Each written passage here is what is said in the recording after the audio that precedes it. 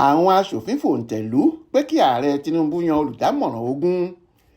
Àwọn ọmọ ilé ìgbìmọ̀ aṣòfin àgbà ti fòǹtẹ̀lú pé kí olórí orílẹ̀-èdè yìí ààrẹ Bọ́lá Ahmed Tinubu gba àwọn olùdámọ̀ràn Ogun tí yóò bá ṣiṣẹ́ kí ohun gbogbo lè rọrùn fún un gẹ́gẹ́ bí ohun tó sọ fún wọn.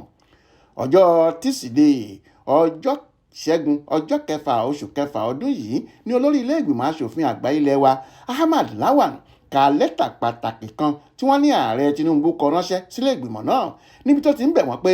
kí wọ́n fààyè gba òun láti gba àwọn olùdámọ̀ràn Ogun kí wọ́n lè máa bóun ṣiṣẹ́ pọ̀.